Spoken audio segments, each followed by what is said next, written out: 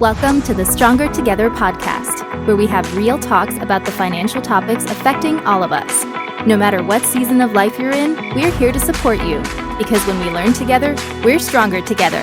Let's jump into today's episode.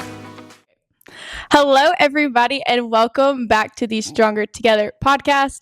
My name is Ireland Green, and I am the digital marketing manager here at First Service Bank.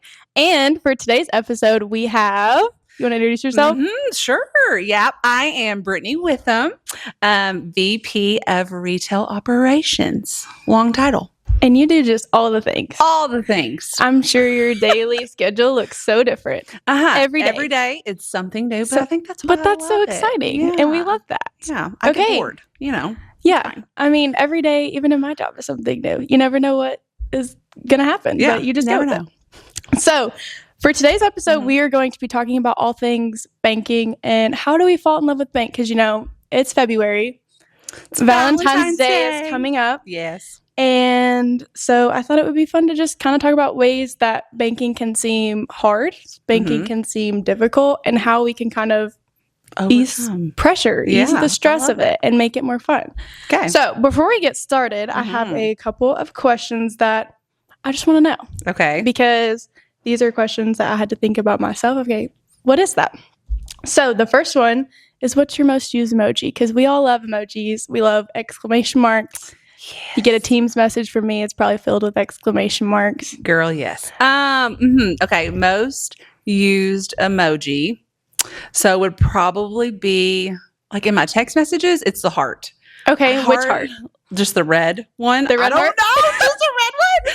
So my daughter tells me I'm so boring and so cringy or whatever it is because it's the heart, and then probably the really big smiley face. Yes. Would probably be my two most used. Yeah. But then also the big eye one. That's mostly to my children. And when do we use the big eye one? When I'm like, what did you just say? Big eye. No. And that probably goes to my kids. Yeah. Most of the time. Yeah. Probably. I think about mine is the hard eyes. So I feel like anything exciting, anything I just love that, just the hard eyes emoji, or I don't know, just the grinning one with the kind of the blushy cheeks. I'm like, yeah, that sounds good. The heart eye I should use more, I feel as if it's a more exciting heart. I don't know.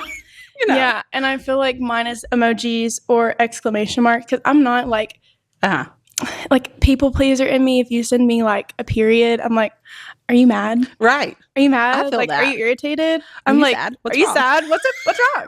So I get that. I'm always feeling exclamation marks. So that and the hard eyes emoji. And then kind of going off of that, what's a small thing that irrationally just annoys you? What's something that you're just can't do that, can't stand that. We all have those things. Let's see. Probably, this might sound bad for those who do this. It's okay. But people who walk slow, yes, drives me insane. I'm like, get walk over with to a purpose. Let's go. You got to walk with a purpose. Yes. You got places to be. My husband, love him to death, but he walks slow. And so anytime we're in a store, I'm 10 foot in front of him. I'm like, we got to go. Pick up the pace. Walk with a purpose. Yeah. Also driving slow. People who drive slow. Do you have road rage? Really bad? We won't get into that. But I'm also drive with a purpose. We gotta go. So that's true. I think mine is putting up the dishes, whenever you get to the silverware. And it's just the metal that clinking. The clinking. Yeah. Or if you take your fork and you're trying to get that last little bit off your plate and it squeaks. And I'm like, yeah. It's just you want to hide under the table. Yep. So I make my kids unload the silverware part of the dishwasher. That's their so smart. job. Then I can walk away. And they can handle it. I love that. That's awesome. Great. I used to cry about it as a kid. I'm like, I don't want to do that. But that would be them. Yeah. At the moment. That would be me. Okay, so jumping into question number 1. So I'm new to banking. I am new to the banking world. There's so many things that go on, but love learning something new every day. So you've been in it for over 10 years? Yeah, I was long time. We won't show my age, but yes, yeah, over 15 years. Yeah. Yep. Okay, so just some advice, like when did banking, like for me and maybe those who are watching, like when did it start feel like less intimidating to you?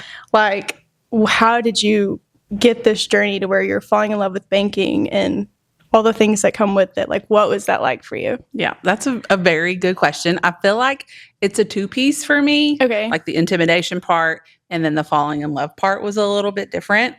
Grew up in a small town. Same. I'm going to say 75 times. I'm real sorry. That's okay. I did the same thing. Okay. Sorry. Back to what I was saying. Grew up in a small town and there wasn't very many banks in the small town, but I went with my mom and my dad, like back in the day. Yeah. We would go to the bank and they would cash their checks or do whatever they needed to do. Well, I absolutely loved it as a kid because I got to go get a sucker. Like, what better thing to do than to go through the drive-thru or go in the bank and get a sucker? Yeah. So it was fun. It was great. Loved banking. You fast forward a few years and I got my first job when I was 15. Okay. I worked as a cheer coach. Thought I was I did so not cool. know that about you. Yes, girl. Thought I was so cool. Loved it. Had my own money. Thought that was great. But when I got my first paycheck, I didn't know what to do. Didn't know where to sign it. Didn't know what to do with it. Was terrified. So my mom took me into the bank and kind of walked me through it. Cashed the check. Moved on. She probably had to go in the bank with me 3 to 4 months to cash my check. I was terrified. That's okay. And you know, having her there made me feel comfortable. Well, there was one, and I got my check every other Friday. I remember it like clockwork. Yes. And there was one Friday, and I don't even remember where she was at, but she was not around where she could go to the bank with me. I freaked out, and I was like, okay, either A, I go to the bank and I cash my check by myself, or B, I don't have money for the weekend. Like, what am I going to do? And you're like, got to get that money. Gotta get the money. Yeah. So I was like, okay, I'm going to do it. I walked in the bank and I took a step in, and the moment I stepped into the bank, the lady knew my name. She was like, hey, Brittany, I can help you over here. And I was like, oh, she knows my name. And then she was like, how's your mom and dad? What are they doing? Asked me about my sister. And I think that took the scariness away because I had made a connection with her. She acted like she knew me all my life. It just made it feel more personable. And that's kind of when that intimidation factor left. I went in every other week. You know, until I didn't bank there anymore. We moved from Sheridan. So I think that's when it became less intimidating. I loved it so much that I actually not loved it. I liked it enough where I actually got a job in banking when I was in college. And so I worked in a drive-thru. And for those that don't know, drive-thru is very transactional. So it's very fast. You're in, you're out, you're trying to get people through. And I started to like it more at that point. It was easy money. You know, I was in college, needed the money. I think that was good. It was fast. Time flew. It was a good job. And then you fast forward a little bit longer. And I started at First Service. So when I started at First Service, it's when I really noticed, okay, banking isn't just transactional. It's more about relationships in the community and, you know, making it a career. And I think that's really when my mindset kind of swapped and it became more of I love what I do and I love banking and I love helping people with their banking. And I think that's really when things kind of changed. Yeah. And I think it's so important to like have that relationship and have that connection, especially if you're young and you're just starting out, or even if you're, you know, 20s and 30s, 40s, and even older than that, like you always want to build a connection because it's you're trusting these people with your finances and guiding you through all different stages of life. So that's so important to have that relationship. For sure. So what is something that, I guess you've had years of experience in baking, but what's something that kind of surprised you, but in a good way? So many surprises. Every day something new. I feel like there has been so many surprises along the way, but probably I guess the biggest surprise, and it kind of goes back to what I was talking about, but it was like how much of a relationship, community, you know, thing that banking really is. I think, you know, when you sometimes you look at banking and you don't know, it doesn't seem that, but it very much is. When when I started at First Service, so my husband and I, moved to Greenbrier for the schools. So when we started having kids, we had a daughter that was about to start school. We moved from Conway to Greenbrier for the school, which, you know, a lot of people do. And so I started at First Service right before my daughter started kindergarten. Okay. And at that time, like, we didn't really know a lot of people from Greenbrier because I'm not from here. He's from a different town. Yeah. So we didn't know anybody. But when I started at First Service, I started learning people and building relationships in the bank. And then when my daughter started school, it's funny because I would go to her school events and community events and things like that for her soccer practice. And I would see some of those same people that I would see in the bank. And so those people became friends, and I started to build, and like, really, that's when Greenbrier started to feel like my home, community. It started feeling like home, because those neighbors, you know, and those customers became neighbors, and those neighbors became friends. And I think that it's so a big special. Surprise. Yes. Yeah. And I have never, even in, like, I loved my town I was from, but I feel like this is my hometown now because of the bank. I know it sounds weird, but it really is. Like, it all started. Yeah. And I think it's so hard because, like, I grew up in a small town with, like, maybe now it's 3,000 people, but it's so small. And then going to college, it was like, Conway is so much bigger because I grew up in Levack, Arkansas. So it's like really small, and everyone's like, okay, where's that at? But I'm like, okay, where you know where Portsmouth is? It's right there. Or Greenwood. But I know Greenwood. Yes. Okay. Yeah. So coming to Conway, it was like, okay, how am I going to meet people? And I think when you really get plugged in to, like, whether it's your church or even a bank or the school system or wherever, it's just like, when you start to find your people, it starts to feel like home. And I love that that's been that experience. It's a perfect way to see it. Yes. Find your people. Your people. I've made, like, lifelong friends, like, that I met at the bank, who now we have kids that go to school together, and we play sports together. And they grow up together, and they experience all these things together. And that's just so special. It is. So, you know, I'm a youngin'. Just about to turn 23. Baby. about to get married. All the things. So you're like in the best. This is one of the best parts of your life. And you're just it's so fun, and you feel like I go to bed at like 8:30, 9 o'clock now. Like, how did I stay up till 2 o'clock in college? Like, what was I doing? No. And now I get to 10 o'clock, and I'm like, I'm falling asleep on the couch. My husband got mad at me watching the Super Bowl because you're like, I'm ready to go to bed. Like, oh, we're good. Like, something will happen in this last quarter, but I'll be all right. Like, me and my fiance will be watching a show together, and then I'm like passed out asleep on the couch. And he's like, okay, I'm going to go home now. I'm like, I'm so sorry. But it's just, we're tired. Adulthood. We're tired. You know, we are tired. But one thing in college that I didn't really do a great job at was probably managing finances. You know, you're trying to get through school. Yep. You're working to make that little extra money, that little extra gas spending, groceries, rent, all the things. So one thing that I didn't do a really good job of, I think, in banking was actually finding a bank and, like, knowing all the things about it. For sure. How to manage those finances with the bank or stay on track of them and keep up with them. But one thing that I really loved was mobile banking because I had easy access to it as a busy college student. You're running around to many different places. Why do you think mobile banking is, like, so important for, like, just anybody in general? But, like, what would you tell somebody specifically in their 20s about why finding a bank that invests in its people, finding, you know, going inside of a location to get to know people? What's something so special about that? Like, what's advice that you have? And makes sense. Yeah. So, I mean, I think the online banking piece is important. I think for college kids, and I mean, for anybody really, it's easy. Like, it's easy. You can get on.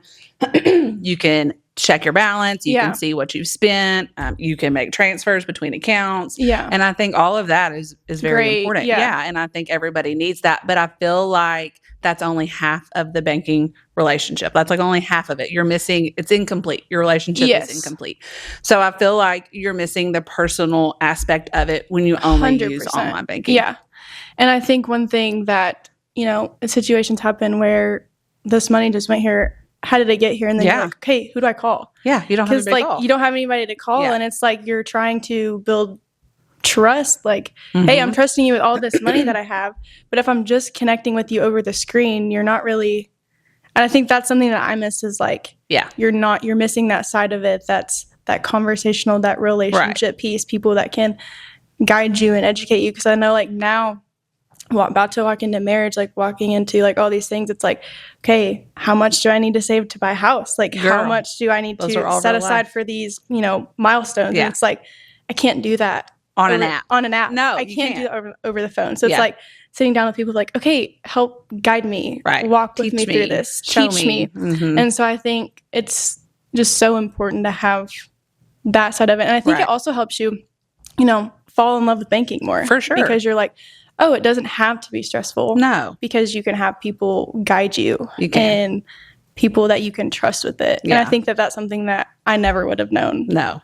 Even a year ago. And I think like you're going to need your first car loan. You're going to need your first house loan. You're going to have all these, you're going to be having a baby. And then what do you do? You know, how do you save for that? And I think you have to have somebody that you can call and you can talk, or you can go in and be like, Brittany, help me. What do I do? You know, and help you through those processes. Cause that's the best part about banking is like, we can be with you from the time you're in college and we can work our way all the way through. It's very relationship building. And you just need somebody that you can call and count on. Yeah. And I'm sure you've seen in your banking world, like helping somebody when they're 14. Yeah. And now they're 25 or however old, and you've been able to like watch them. Their babies. They have babies, and then their babies come in, and you're like, oh my gosh. Yeah. So I think so sweet. That's just such special part about it is this job and like what you get to do. It's what you miss if you know, online banking is great, but that is definitely the part you're going to miss out on. Yeah. So how do you think that all like changes your experience? Like what are maybe some things that you've seen about like, this has really changed my experience having a local banking team, like in my community?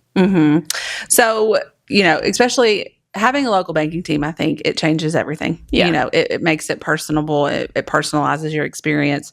They're also, if it's in your community, it's so great because they're going to know your community. They don't just know you, they know your community and what's happening. And I think it makes all the difference.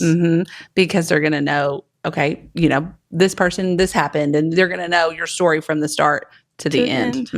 Which I think is, you can't replace that. I mean, no, nothing can. So what is something that you would tell people about like this helped make banking easier in this stage of life for me? Like what's the one habit that you would say, this really changed the game for me when I started doing this? Because there's so many things. Well, so right now, I feel like it's changes. Like you know, you go through different seasons of your life and that could kind of change. But right now, I have a teenager who likes to spend money. And so me too. Girl. Going to Target? I do too. But she does, like, we're in the stage of life where we're teaching her how to manage her money. You have $100. You spent $25 at Target. You only have $75 left. You know, like that, we're at that basic level. So I think right now, the biggest habit that I have that's helping me is every morning I get up, I check my online banking and my accounts, but I also check hers. And you're like, what's it going to be today? And I'm like, what did you spend yesterday? And I'm scrolling, you know. And so I think that, and like the text alerts. So every morning I get a text with what her balance is. And so if that's like a big difference between day one and day two, I'm like, what did you do? I need to investigate. So that has been a lifesaver, just trying to teach her how to manage it. And then she gets the text alerts. So she kind of knows what's happening in her account. And so right now I'm enjoying the text alerts that I get, the balance alert. So that's probably like the most. And that's something that I didn't even know existed. Yes, girl. Because every day I'll get my text. I'm like, oh, what did I spend yesterday? Yes. What did I buy? Oh, I went to Target and spent how much money? Well, then I also have the minimum balance alert on hers. So if it drops below $25, I get a text throughout the day. Because that means she's getting pretty low and we got a problem.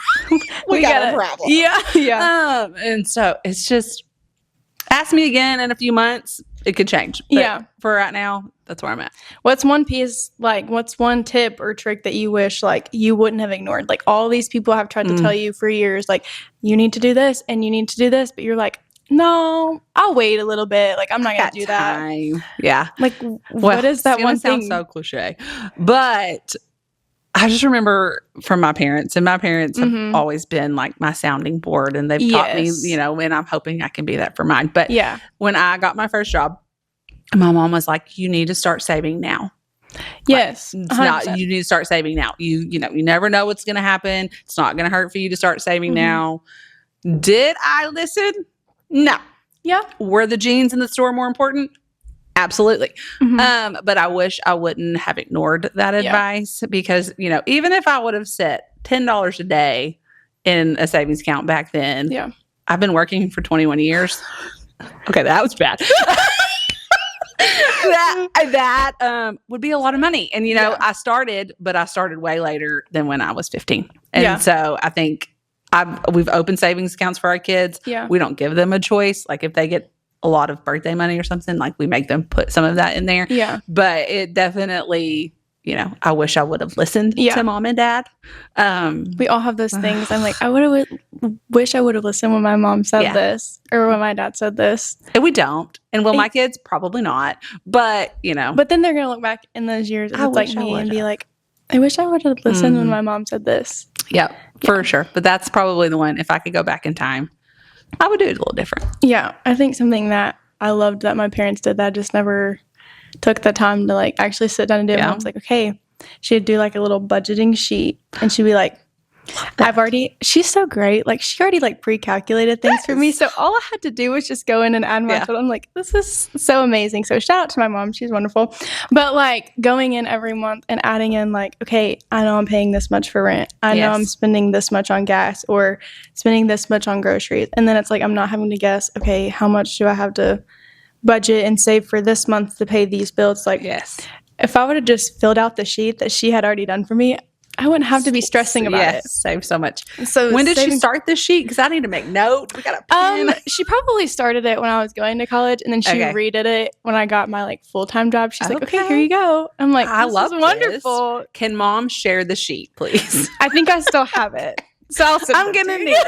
I'm gonna need it. No, but so I think the last question that I have for you is just like, what would you tell those that are like, okay, I've heard all this advice. I've heard you talk about these things, but like, it still seems stressful. Like, how do I make it feel fun? And how do I make it feel like just like peaceful? And I'm not having to deal with all these things. Like, you know, maybe it's a parent and I'm like, okay, I've got to manage my finances, but then I'm on my kids' accounts and I'm doing, manage all that, you know, or on their helping their parents, like, you know, so like, what would you tell those that are like, how do I make it feel more fun? Yeah, I think to me, banking is fun. Like, I absolutely love it. And I wish everybody felt the way that I feel. And was there a time, like I said, it was not always been fun, but I think I would challenge those people to find a banking home. And make a connection. Find a banker, someone that you can trust, and someone that you can go to, because it's going to make all the difference. Have those conversations. Sit down with somebody and talk through what you want to do and what you're going through. And I would just say find that relationship with a banker. And that's so important. And I think one thing for me that sometimes it's hard to do is just simply ask questions. Yes. And I think like that's not something that you could do it over the phone, but it's just like, just go sit down. Go sit down, have that conversation. And it's just like, I know there's been multiple times where I was like, okay, I've been wondering this for so long, but it's just like, should I ask this? Should I not? It's like, just ask, because people don't want to feel dumb. And I think that's why we reserve, but that's why if you find someone that you can trust. Or that you know that's a banker, like, you can ask any questions. We're not going to judge you. Like, we probably wonder the same thing, you know? Started. So. And I think just like, it takes out so much pressure. Yes. And it takes out so much stress when you're like, okay, I'm good. Like, they know where you're at and they can help guide you through that, and you just build that trust. And then it's like, okay, I feel good and like I feel confident. I've got somebody, if my debit card isn't working, like, call my cell, like, find that person that you can call and not worry, you know? And I think like that's just so important, because money is such a big, it's such a big thing. It's our like family and our money. Don't mess with it. Yeah. And it's just like, so like, it's just so important to find that team that you can trust and that you can just build a relationship with. And I think that it's just so much more special. When It you is. figure that out. So, yeah. Well, thank you so much for sitting down with me. It's been so fun. It's so fun. I know. That's my thing. Yes. Girl. We love banking. We do. And is it always easy? No. No. It's not. Nothing we do is ever always easy. easy. Yeah. But it can be fun. yeah. And it can feel, less stressful. And we hope that people take away today things that you've said and just the wisdom that you shared. So thanks for coming on. This has been so fun. Me. I Yeah. love this. Yes. Okay. Well, thanks for listening for all of you people in the audience. But let's just say stronger together because whenever we listen and we learn, we become stronger together. So I love it. cheers. Thanks, Brittany. Thanks. Bye, guys. Bye.